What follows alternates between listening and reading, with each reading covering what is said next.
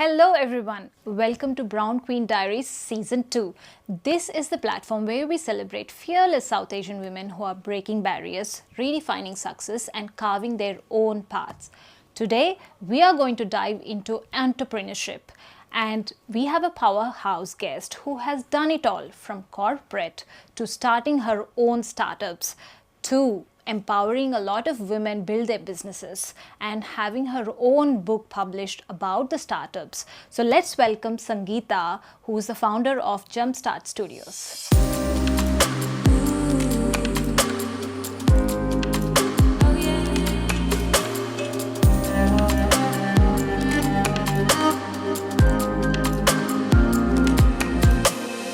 All right, welcome to the show, Sangeeta. How are you? I'm very well. Thank you very much for having me. That's awesome. So let's start from the beginning. In your words, how would you describe yourself? It's taken me a long time to distill it down to this, but this is my byline now for everybody. Okay. It is, I teach startups how to start up. Right. That's a good tagline. Yeah. Right. So you've started your career from the corporate world to then you had your own startups and then empowering women to start their own businesses. Yeah. That's quite a journey. Yeah. So I'll come back to your corporate side of the things, Sure. right? What did it take for you to actually leave your corporate job and then go on to this entrepreneurial journey? What was your role when you were in corporate?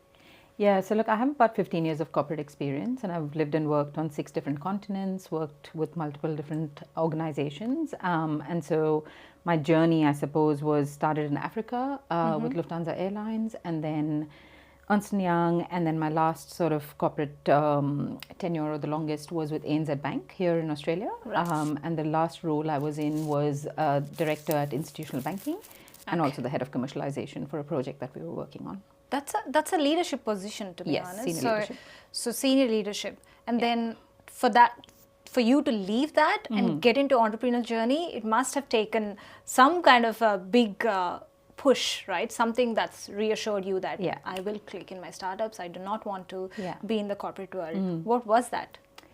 So it's quite interesting. So about 12-ish years into my corporate life, I obviously came to Australia as a migrant. You know, I lived here, and so my dream was to sit in those big glass offices up there that I would see. And I came as an international student. So going from an international student to becoming, to working in a corporate and wearing, those suits and those high heels and all of that was like a dream. Yeah. And so that's where it all sort of started. And as I climbed the corporate ladder quite successfully, I got everything I wanted. Like I had a lovely lifestyle. I had a beautiful house, my husband, travel, adventure, all of that. And still, I wasn't happy. There was just something that was not making me happy. I was good at my job. I was really successful at what I was doing.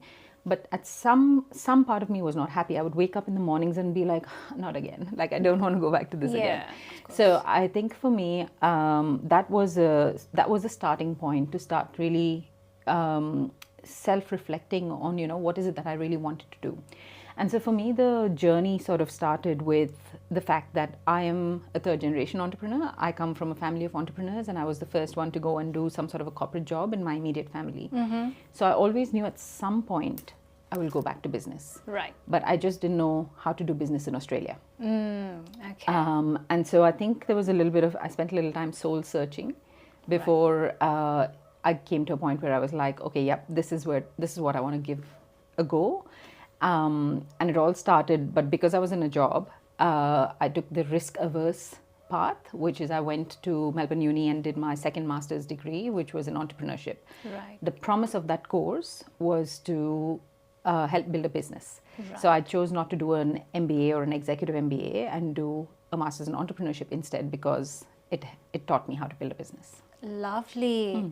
So this is a question that I always ask everybody. Yeah. And I know that for a fact that there's not enough of it. Let me get to this question, right?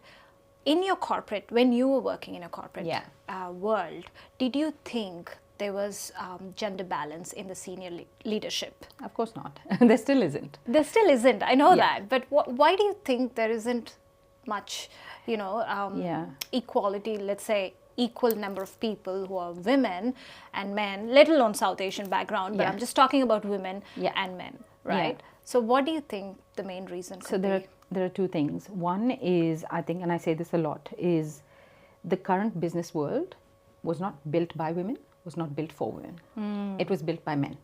So the structures and the policies and the way things are built in today's corporate world, even in small business world, like any business landscape really, is all very catered for men. That style of work is catered for men. For women, it's very different. The way women work, the way women think, the way women actually do things is different. And because we're now entering a lot more into the man's world, the expectation is that you behave like them and you fit into those structures. So that is one big problem. Structurally, that's a very good point. That's a systemic problem, Yeah. right? So the more women that come into business, the more we will change the landscape and the more we will be able to change and perhaps create some sort of a better looking space or business space for women to enter more easily and work more easily and, you know, reach those heights more easily. The second thing that I think, and of course we all know about the glass ceiling, the bamboo ceiling, all those other things, but beyond that, I think women and men are fundamentally different people. So a lot of times we talk about equality or equity between the two genders. In reality, there can't be any, because men and women are different. They're just built differently. Yeah. And the way we operate is very different. So in today's business world, a lot of women come to a point and then they're just like, you know what, I can't be bothered. Yeah.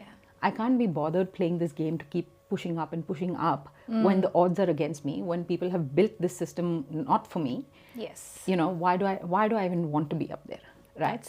And that's why you see a lot of women will come up to the management level, and then you see the numbers in the senior management or executive level start diminishing significantly, because women just don't want to play that game.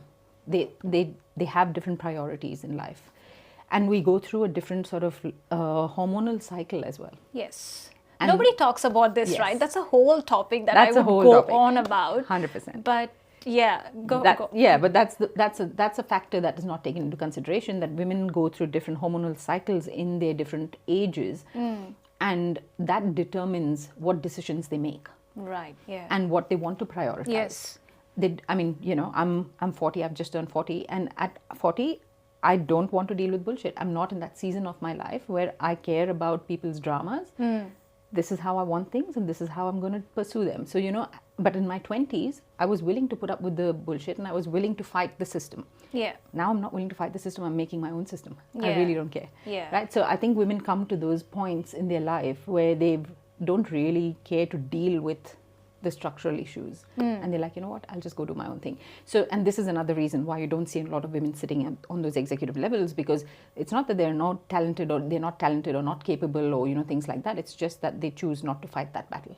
Yeah, and that resonates with the job applications as well. Whether I am posting a job Yeah. within my team or anywhere, the thing that I've heard the most is that women tend to think that they have to tick off every damn thing in that job, Yes. position description. Yes. And if one thing does not match, they just tend to not apply that. Yeah. Whereas men, even if they say they see that they're matching about 30%, they just end up applying, and sometimes they end up getting the job as well. Yeah. So, do you agree with that? Do you see that as well? 100%. Have you seen? 100%. And I think it comes down to conditioning, right? Yes. So it's from childhood where this happens, where there are different rules in families and in homes for men and women, for girls and boys. And so, boys are encouraged to do a lot of things, and then the girls are not encouraged to do those things. Throughout their childhood, adolescence, their teenagers, their, all of that. And that impacts then their own perception of themselves and what they can do and what they can't do. And I think for men, it is always like, give it a go. Yes. Yeah. For the women, it's like, be careful. Yes. Yeah. There's a very protective lens that parents usually take around girls. And then there's a very, give it a go. You're a boy. Like, I don't know what Go that even for means. it. But Don't think. Yeah. Exactly. So I feel like there's that plays out in the adult life quite a bit, where then women start to restrict themselves and feel like, oh, I have to be perfect. Like they've been asked to do that since childhood. So that comes through a lot. But also the other thing I think that comes through is, like I said, men and women are built differently. And so for men, they don't see the structural barriers, they don't see the systemic barriers, because this has been built for them. For women, we can see that, oh, if I am not as good as the description asks me to be, then, you know, my chances are very low. Yeah, I'll embarrass myself if I don't meet that criteria, if Correct. I'm not able to answer those questions. So those are the things probably. So they probably are already preempting chances. They're probably looking at it from a probability lens. Whereas with guys, I think it's a bit more of a, I'm going to give it a go. And give it a go, who cares? If it comes, it comes. Otherwise, it's okay. Correct. Yeah, that's the attitude. Okay. Yeah. So do you think women should also think like that, or? Well, if you want to play in a man's world, yes. Yeah. But if you want to go build your own thing and have your own system, no, then you do you. I mean, you know, because I think women have their own strengths to play on. And if your organization is not able to recognize those strengths, then it's on them more than it's on you. Correct. But definitely, I think to your point around, you know, if you're seeing yourself match to a position description about 10 to 30%, I would still say go. You know, just give it a go. And you never know. Like, you never know what you're not able to see that somebody else is able to see in you. Yes. So from that perspective, yes. Not so much because you want to be like the man or the male counterpart, but more because you want to back yourself. Yes. We spoke about your journey from corporate to then starting your own startups. And then to helping others build their businesses. So let's focus on your startups, right? What was your first business that you have put up? You said you have a few. You've had a few. Yeah. So share us a little bit of your journey in that. Yeah, sure. So like I said, I went to do my degree in Masters of Entrepreneurship, and the promise was, by the time you finish that degree, it was a 10 months condensed degree. And so it basically said, by the end of it, you'll have a startup. The overachiever in me wanted to do more. Yeah. And so during the first half of that degree, I wanted to apply everything I was learning into a business model. And so as part of that degree, like, you get to do multiple projects to learn, you know, the concepts and as businesses. But the one that I kicked off was about travel. So there are two things that I love a lot, which is travel and food. Those are my passions. Right. And so for me, I was like, yep, I want to, you know, now that I'm leaving banking, then I want to do something that I really am passionate about. And so I said travel, I love traveling. I've lived and worked on 6 continents, but also like 43 countries and counting. Like, I really want to, like, travel is my thing. And I don't travel like normal people travel. I travel more to learn about the culture and the language. So I've learned a lot of languages along the way. I also then, you know, meet locals as I go into their homes. And I cook Indian food for people everywhere I travel. And then I invite the locals home. People that I meet at different events and things like that, and then I will go, and then they invite me back into their homes and they teach me their cuisines and how they cook, and I get to go in their homes and meet their families and, you know, learn about the culture. That's a total new side of you. Yeah. That I was not aware. Yeah, there are many sides to me. Okay. But yeah, so travel is something I enjoy, and I enjoy traveling like that. And most people travel and go take pictures with monuments and, you know, go to the live spots, the you know, highly marketed spots, and then they come back and they that's their holiday. Yeah. So I wanted to create a more culturally immersive travel company that helps people travel like I travel. And so this is what I started as my first business. And so I spent nights, and like in the daytime I would be in uni, you know, doing all my study and work and everything. And then I'd come back home, and then I'd spend nights and weekends building out my website, building out, you know, and my first trip was going to be in Bali. So I had vendors, contacting vendors, like listing them on the website, getting everything sorted in the back end. But then the one important thing we teach about in business is talk to your customer first. And I didn't talk to any customer. And when I had everything set up, then I went and started looking for my customers, because, you know, I wanted everything to be perfect, which is what we're taught in our corporate jobs. It has to look good. And I found very quickly that, you know, people actually were just thinking of me as another travel agent. And the concept of culturally immersive travel was not resonating with a lot of the people that I was talking to. And very quickly, I think I understood that I was building a business that was based on my passion, but I wasn't building a business that had a need in the market as such. But it was not, and also the business was not addressing the drivers of my passion.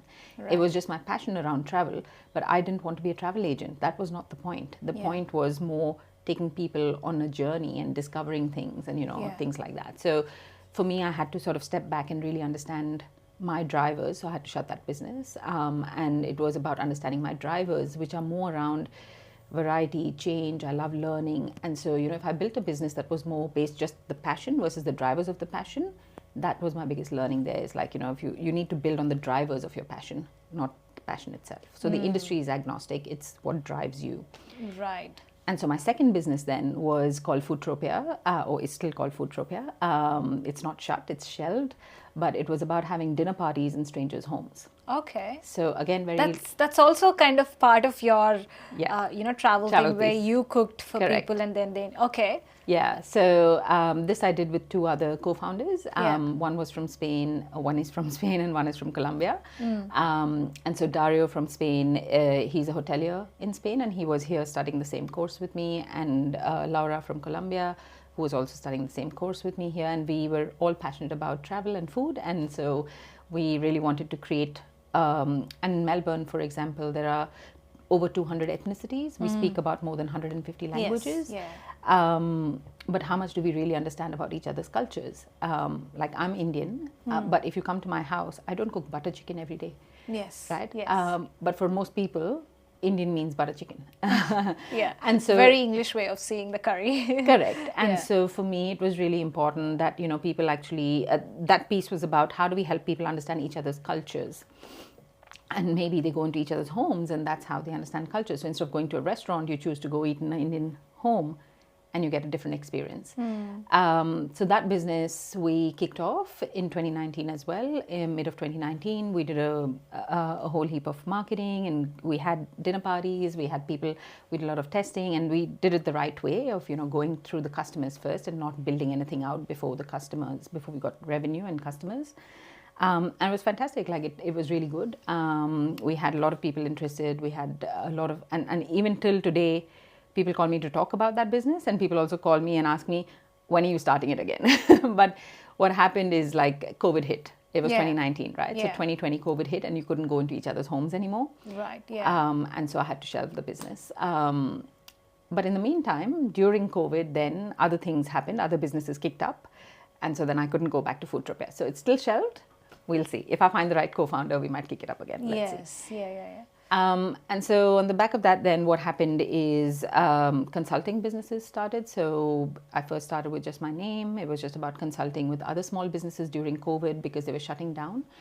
And I had time on my hands to be able to help them. So I went back to my corporate job, realized it was not for me. I quit my corporate job and I spent some time just working with small and medium businesses in Melbourne, helping them go online, stay afloat, not shut their businesses. And and I started doing a lot of pro bono work with startups because startups with a lot of universities that were running programs around startups. So I started spending a lot of time just working with startups because I had the corporate experience and I had my startup experience and I could combine the two and help a lot of different kinds of businesses. Yeah. Okay. So that's where it all started. And then another business that we started in between was called APOC, Australian Professionals of Colour, which is a not-for-profit organization now. We started it as a social experiment, pretty much, on Facebook, just to see if people really wanted to talk about the challenges that people of colour have in the corporate landscape here in Australia. And during COVID, people were sitting at home, they could, do these things. So we had a lot of interest, a lot of people came in. We were starting to bring guests on and talk about, their careers and how that had all played out. So that in about 3-4 years' time, that snowballed into becoming a not-for-profit organization. We're now a charity registered organization as well.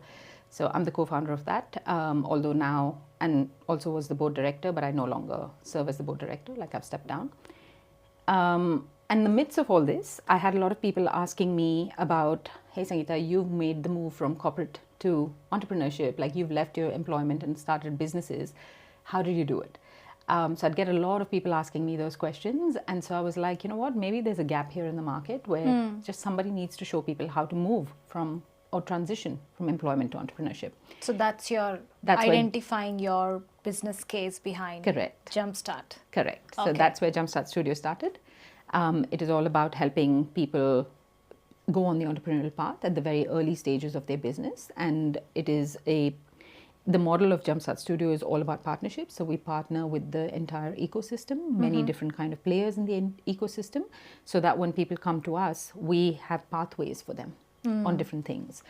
And that has slowly now evolved. And that started off more as one-on-one coaching with startups and ideas as they came to me. But a lot of my work now has evolved into being designing programs for universities and for government agencies.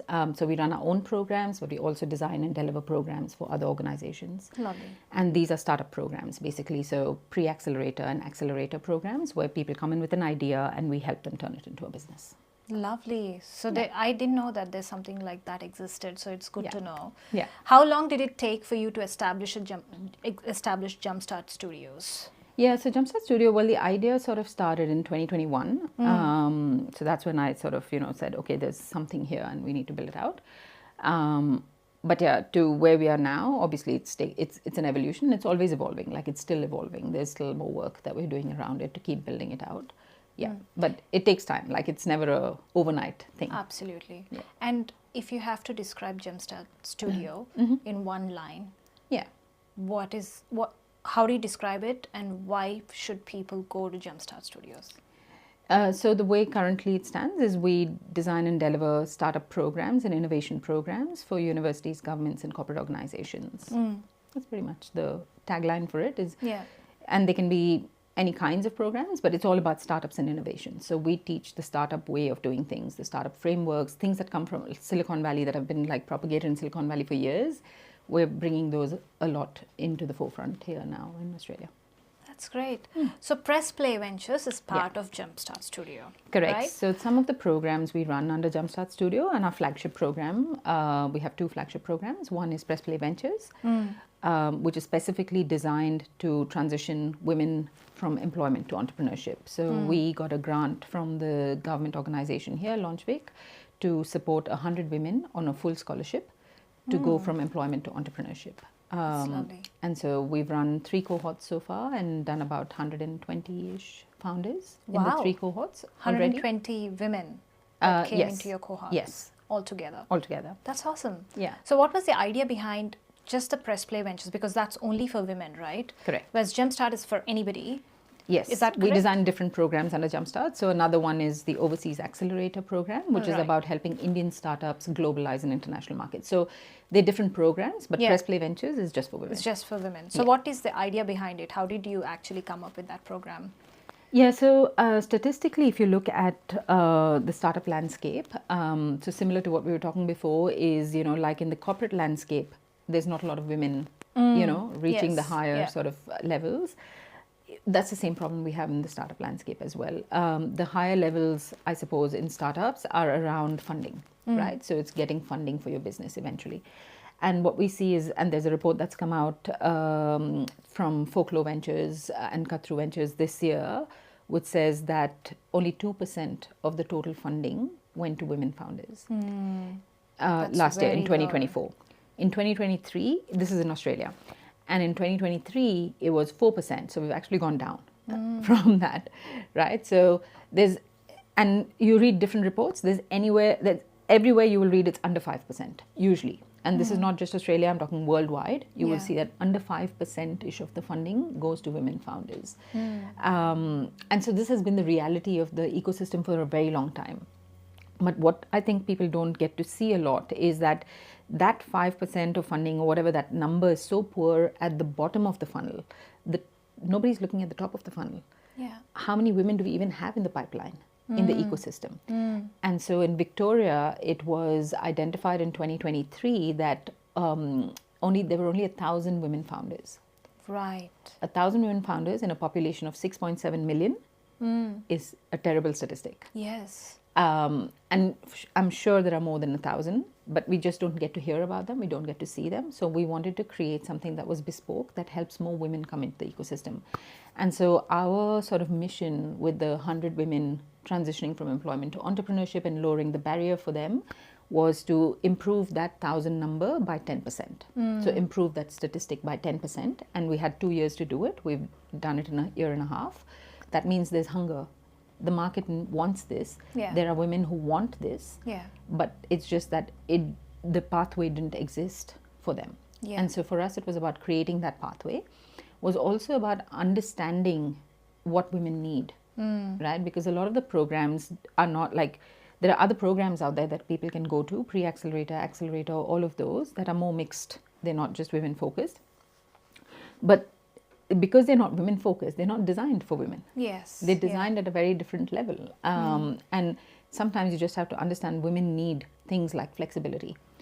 You need to understand, like we mentioned before, about their life cycle and the different stages in their life cycle and what do they need on those different stages.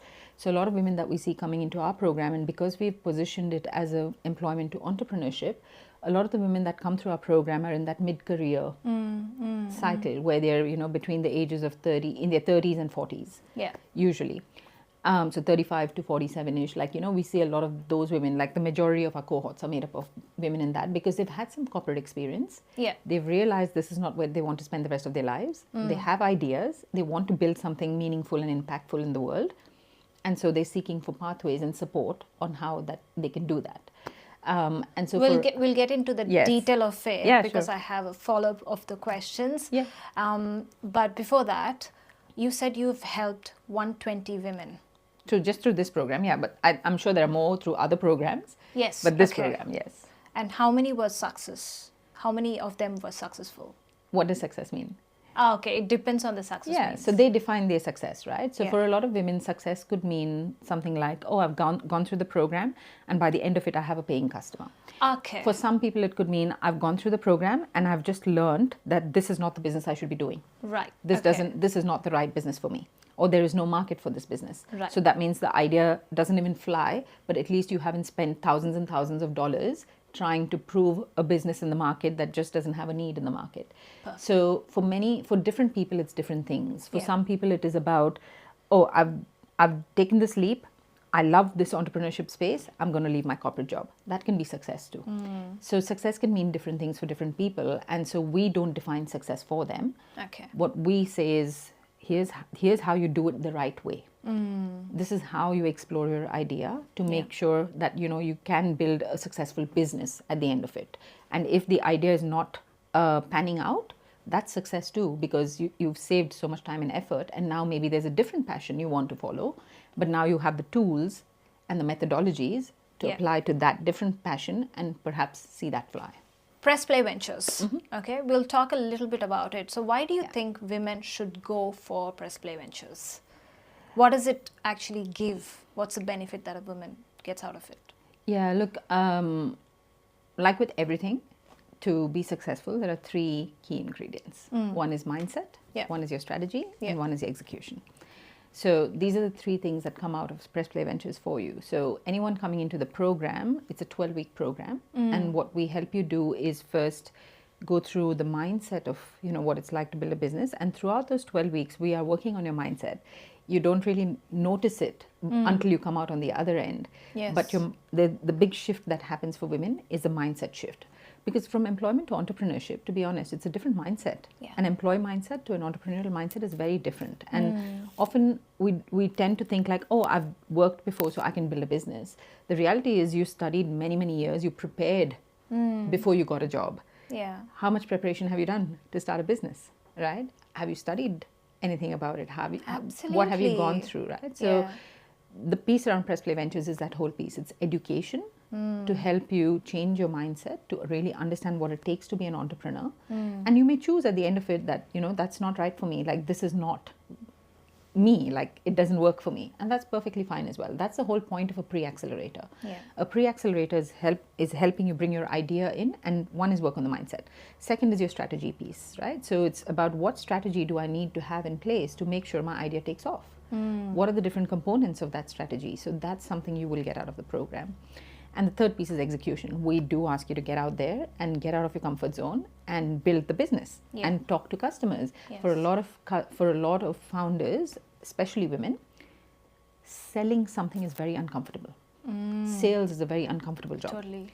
And so as part of this process, while we don't push you to sell anything, we do ask you to get out of that comfort zone of, you know, I don't want to tell people my idea, or I don't want to sell them something. I don't want But if you're not making money, it's a hobby project. It's not a business. Yes. Yeah. So it's about actually how do you make that idea into a proper monetized business by getting out of your comfort zone. So we push you, we give you tasks to go do throughout the program to push you out of your comfort zone, to talk to people. And it's not about, oh, I'll send a survey to 100 people. It's more about talk to people. And people are scared of talking to other people. Yeah, like there's just networking is always important. Yeah, but more than networking, it's about, who's my customer? Do you even know enough about the customer? Because you're building the product for your customer, right? You're not building it for yourself. But most businesses or most startups tend to build it for themselves because they feel like, oh, if I have this problem, 100 people have this problem. Maybe not. So you've got to go out and check it out, right? Yes. So these are the things you'll get through the program. So the 3 sort of key pieces are mindset, strategy, and execution. And then there are 3 pillars of the program, which is education. So one is we teach you, you will get tools, you will get educated through the program. The next piece is coaching and mentorship. So we have world-class coaches that work with us, and within the program, we have 4 of us in Press Play Ventures that run the program together. So I can't do this without my team, and they're fabulous. And so we will actually mentor you throughout the program. And then what you get at the end is the network connections and ecosystem connections. Because again, when shifting from a corporate world to a startup world, it's a different ecosystem of people. It's a different pathway of the way things are done and who's who in the zoo. It took me 4 years to figure it out. But we don't want that to happen for other women. So the reason we've created this program is to help women get to the outcomes faster than we did ourselves. So all 4 of us are startup founders ourselves in the program who are building this program. So we understand what it takes to transition. So we've sort of tried to condense the pain points for women to make sure that they can get to the outcomes faster than we did. That's lovely. I mean, it's good to get that boost and to know that there's something out there to actually bounce off ideas and go through that process and have a backup before you actually jump in the world and not knowing what you're doing, right? So we are talking about startups. Now, could you give us a difference between a startup and a business, like any business, right? So okay, so people use the word quite interchangeably nowadays. A startup is also a business. So let's get that straight. Like a startup is not a different thing from a business. It's still a business. But a startup has a definition which has come out of the Silicon Valley. So Steve Blank, who is known as the father of startups in the Silicon Valley, sort of coined this many, many years ago, where he calls a startup a temporary organization looking for a scalable and repeatable business model. Right? So in simple words, what that means is you're looking for a business that can scale rapidly. And often, and especially here with Launchwake's definition, it is about those that use technology to scale rapidly. So a tech or a tech-based or a tech-enabled business that is looking to scale rapidly or using technology to scale rapidly is what we call a startup. Right. On the other hand, if you're like, opening a little supermarket or a grocery store on the street downstairs, a lot of, down the street, people will often call that a startup too. But that's a business, right? That's a small business that you're opening. So a small business, a startup is also a small business, but it's just that it's using technology, and the vision is to scale rapidly and grow globally very quickly. And so the path that they take to that growth is what defines them as a startup. Right. Versus, somebody who's opening a little supermarket next door and maybe 10 years later will open a franchisee somewhere else or whatever. That's a normal small business. It's a local business sort of thing. Correct. Okay. Yeah. That's a good way to understand, right? Yeah. Okay, so women founders, men founders. What are the key differences? Ooh, big question. Because you have Jumpstart Studios, correct, which is catered for men and women. Yes. And then Press Play is your program for women. Yes. So you would clearly know the differences, like lifestyle, everything. Yeah. And mindset, all of those things. So, yeah. Yeah, absolutely. Key differences. Key differences, sure. I think it's very similar to what we see in the corporate world, where we see, men are more willing to take the risk. Women are sometimes thinking more logically before they... Women need to have things mapped out in their head. Yes. before they can actually say, okay, I'm going to do this.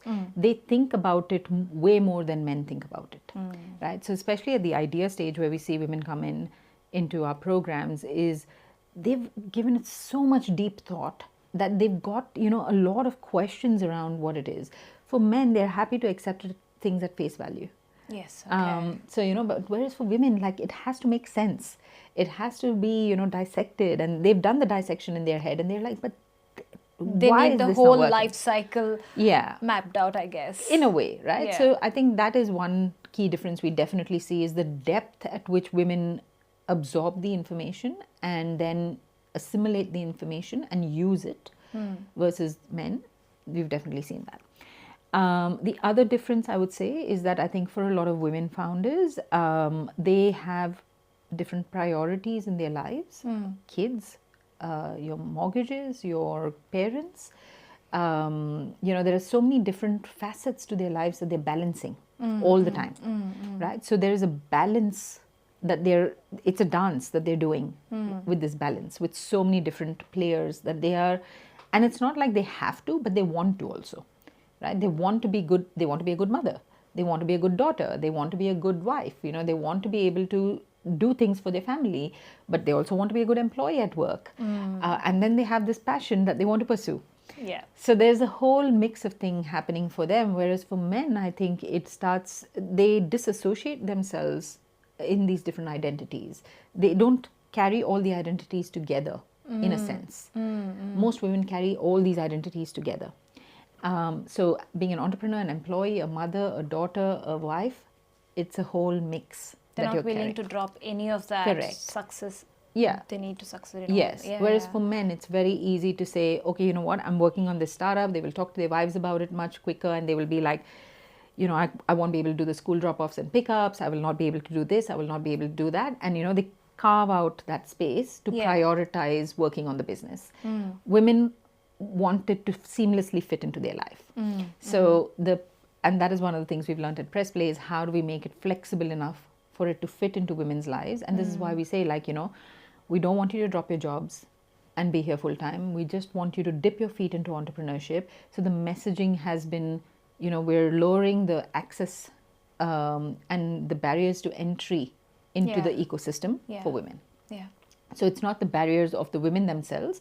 It is more just how things are. That's their reality. And so we have to serve that reality.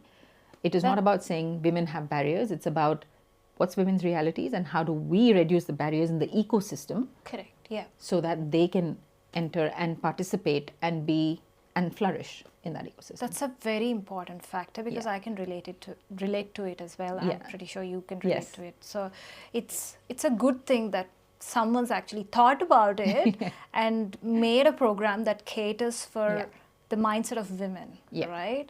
Yeah. It's not there. It has to, something like this should come up in corporate world as well. I think right now a lot of companies are doing flexible working and everything, but it does not actually cover all the cases, although there's pressure on, women all the time, things like that. But all the areas should actually think about women specifically, because most of this, as you said, they're built for men. Yeah. So that's good. If I can add one more thing, I think the other thing is women also like to have a bit of a tribe. They like to see other women that are in the same space and have a little bit of a community kind of I wouldn't say a community kind of a feel, but it's more like they want to have other people walking the journey alongside them, and they want to be able to connect with those people and the feminine, other feminine energy, not the masculine energy. And so we see this a lot. Like, one of the biggest things that women in our program have told us they value is that it is a women-only program, and that they can come and actually openly talk about their challenges, and they can connect with each other. And so many women from our program have come out as becoming best friends after it, or have gone on to partner to build. Like, they came in with different ideas, but then they found that they like working with each other or things like that, and they've gone on to become co-founders and build their own businesses, build one business together, kind of a thing. That's awesome. So it's great. Like, we're helping women find the support that they need in other women as well, and finding their tribe. So that's, I think, a very important factor for women. I don't think it's so much for men.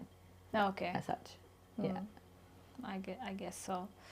Okay, I have a few questions, Okay. like a educate me kind of a thing. Yeah. Right? So, I'm a person who wants to start my business. Yeah. I'm scared that my business idea might fail. Yeah. What do I do? What's the first thing that I need to do? The first thing you need to do is get my book. Okay. Which is called Start Right, How to Pick a Alright. Winning Business Idea and Make It Successful. Okay.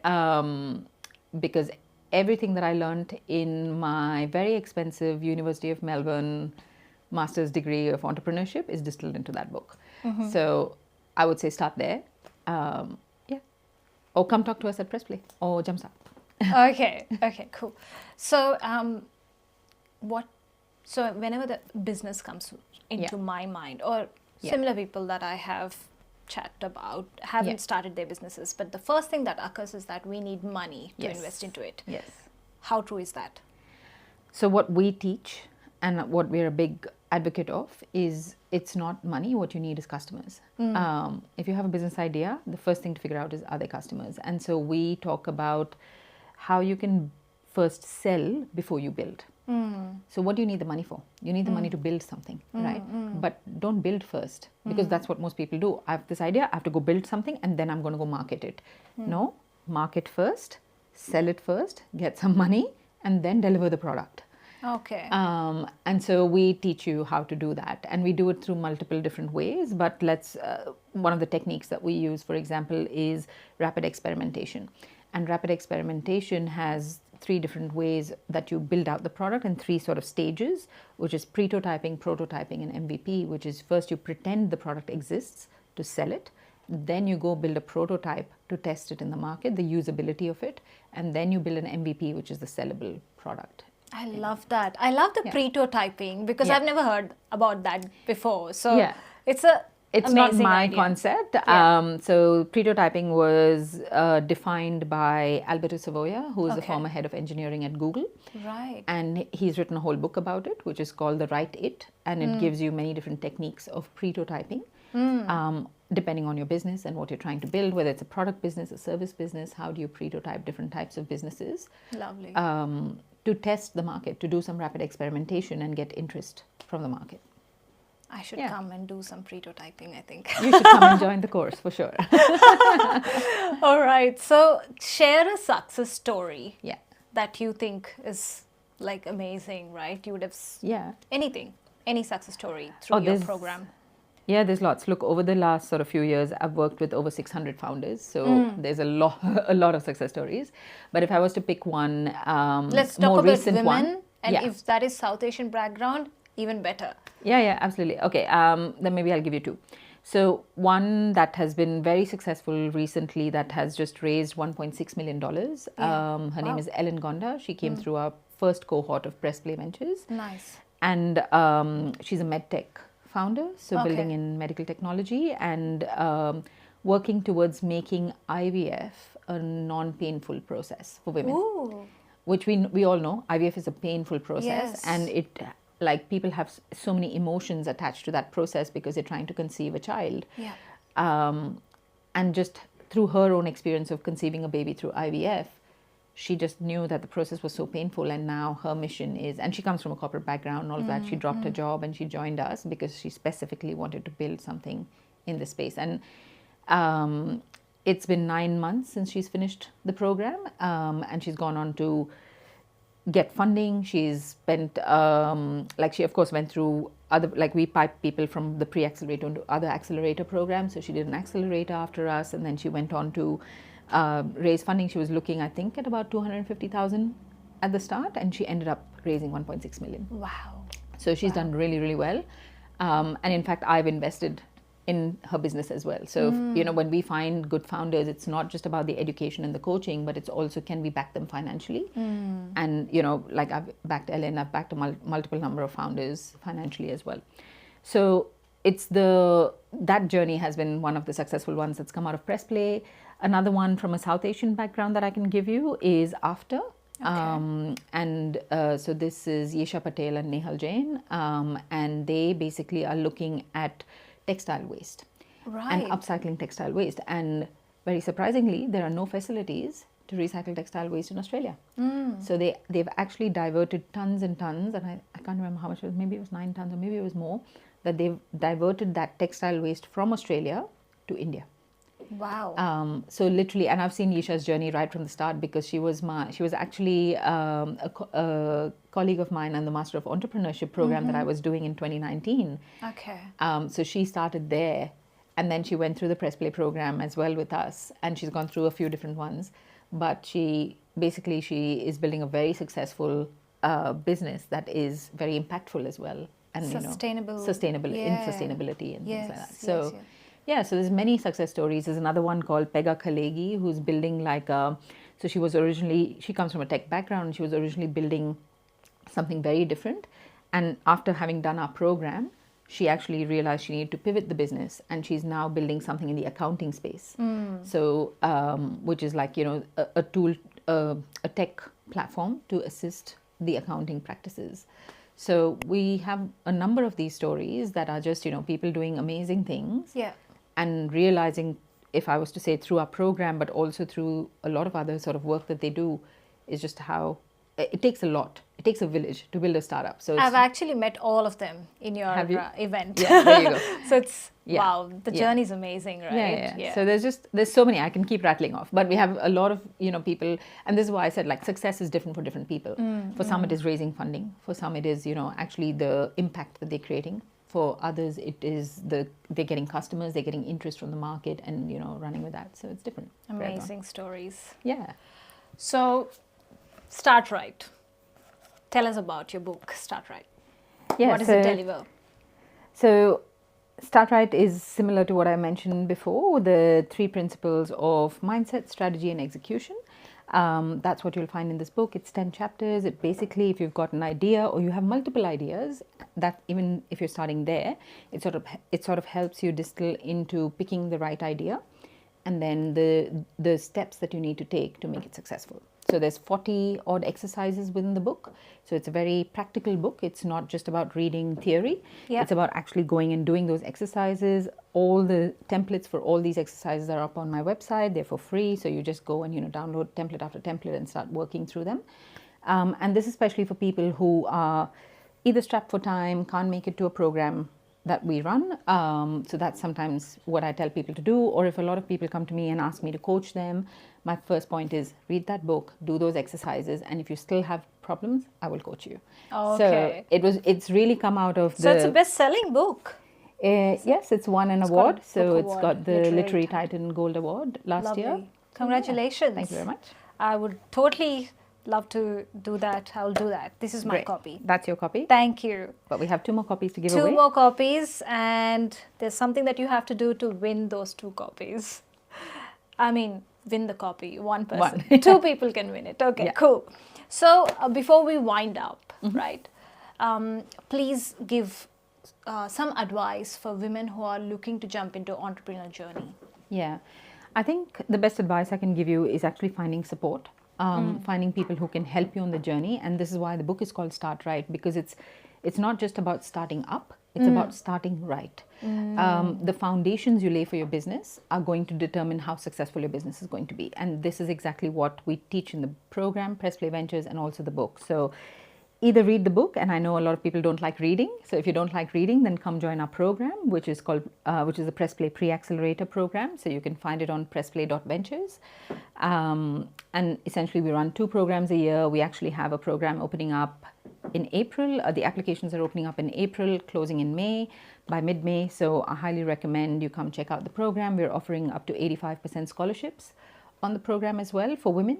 And so please come along and have a look at what the program offers, and it'll be great to see more women come into the startup ecosystem, because our mission is really to get more women, building businesses that they love building and living a life that they love living and doing the work that they love doing, in the hopes that, eventually the business world will change, and we're not building but it's not built by men for men, it's actually built for everyone, and it's creating impact across the world. That's awesome. So guys, if you're interested in starting your businesses, startups, you have ideas, you know where to go. There's a cohort starting in April, so go for it. But otherwise, thank you so much for coming on the show. thank It you. was very informative. I you for think having me. you have enlightened me in the business journey. Great Thank to know. you. But Thank thanks you for for being having on me, the Priyanka. show. No Yeah, problem. thank you.